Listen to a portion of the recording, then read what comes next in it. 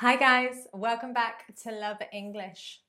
Today's lesson all about slang, and it was actually inspired by a student of mine. Have you ever wondered what the differences are between British and American slang? Slang phrases and as well phrasal verbs. Well, there is a difference. And in today's lesson, I'm going to explain what that difference is.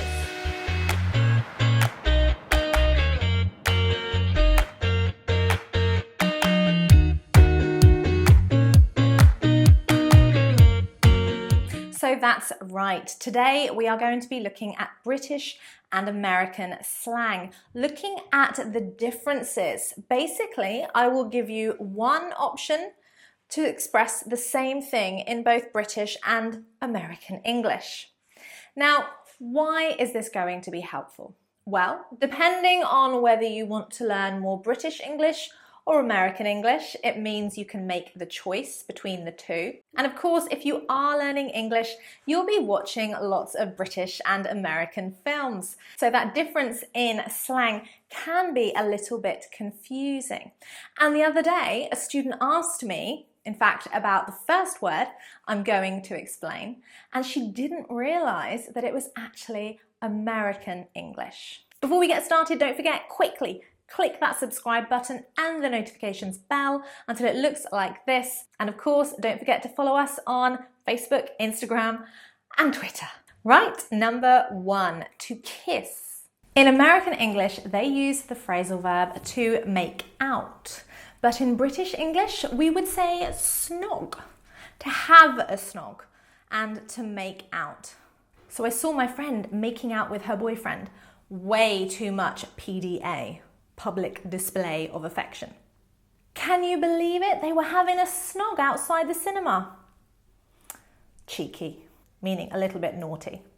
Number two, to fall asleep, to crash in American English, but we might say nod off in British English. Phrasal verb versus verb. To crash, or in fact you can say crash out, means you were exhausted, very tired, and you fell asleep very quickly. To nod off is referring to the action of falling asleep, but maybe unintentionally, like this. Imagine if you're on public transport and really tired. When you nod, it's this action when you say yes. So to nod off means you've fallen asleep. I crashed out last night. I was so tired. Did you see him? He was nodding off on the train. Number three, an expression to mean I am tired. So rather than the action of falling asleep, this is to express being tired. In American English, zonked. I'm zonked. I had such a long day. But in British English, knackered. Knackered, not knackered, but knackered. I was really knackered after the party. I am not staying out again that late. Number four, if you are at a party, you might have a little drink. And if you have a drink, you are possibly going to get wasted. Wasted means very, very drunk, inebriated.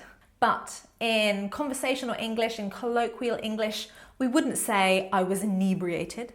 You would say I was drunk, or in American English, wasted. In British English, we often say pissed. I was rather pissed last night. He drank too much. He was totally pissed.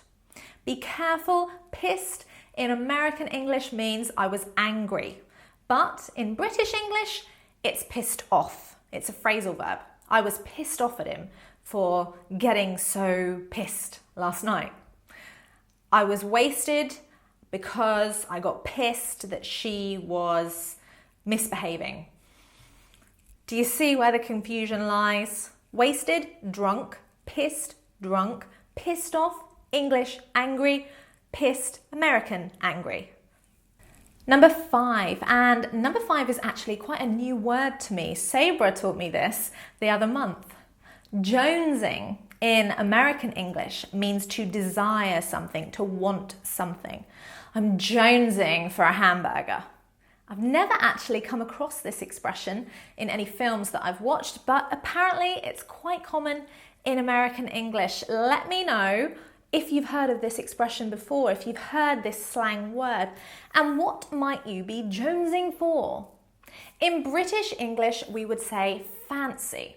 Oh, I really fancy a gin and tonic. So I really want or desire something, to have a craving for something. Number 6, to leave quite quickly, maybe in a hurry. In American English, bail. I had to bail last night. I was really tired. Why did you bail on us last night? Why did you bail and leave the party? Oh, I was wasted. I drank too much. In British English, we would say shoot off. It's a phrasal verb. Sorry, I had to shoot off early last night. I had to feed my cat. So to shoot off and to bail. Number 7, I'm hoping this is something that none of you guys do. To speak badly or disrespectfully of someone, to criticize them in a very negative way. In American English, they say diss, I guess coming from disrespect. So to diss someone is to talk badly, disrespectfully, and negatively about them, often without their knowledge, or as we would say, behind their back when they aren't there. In British English, we have got a phrasal verb, and this is very British. So if you use it with an American, they will not understand. To slag somebody off. Oh, stop slagging him off. He's not that bad. Are you dissing him again? British, American, understand the difference. Don't diss him, okay? Verb. Don't slag him off. Phrasal verb. Number 8. This is very, very American. Uber, meaning the ultimate, the best, the top. So Americans might say something like, it was uber nice of him to give you a lift last night. That is uber. Uber cool, uber exciting. I don't know, I'm not American, I don't use this adjective. I would never use uber.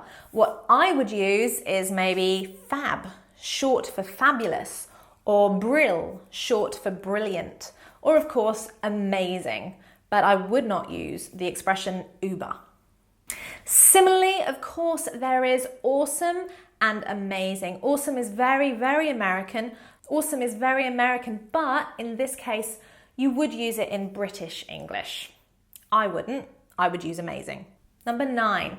This is an expression that, again, you might come across in American films or television series, but you will not hear it used in British English. To be ripped. Ripped.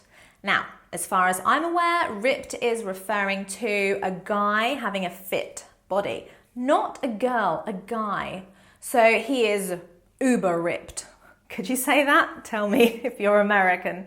Otherwise, to just describe someone, a man, as being ripped means they have a fit body. But fit in British English could be used in a more colloquial way, in slang English, to say that a man or a woman has a fit body, as an attractive, healthy body. So you could say, wow, she is so fit, or he is really fit. But you wouldn't say he's ripped in British English. It just sounds very strange, and it does sound very, very American. So you choose guy, ripped or fit, a woman, fit, but not ripped. I don't think you can say that. I think it's kind of, maybe it's talking about ripping their shirt because they've got so much muscle. It's American slang. And finally, number 10, a little bit like uber and awesome, sick. And this is something that I've seen in hashtags, in American social media, television, films, etc. But sick is kind of like amazing, great, cool, fantastic. But I would never use that is sick. I wouldn't say that about something in a positive way. If I'm talking about sick, I'm gonna vomit. So for me, again, amazing, awesome, brilliant, fantastic, fab, brill. What else would you say? Right, that's it. What a short, sweet lesson for you, but I hope it was interesting. If you would like to know more about British and American slang, let us know in the comments box below. And as always, try and share some slang that you have learnt with us as well.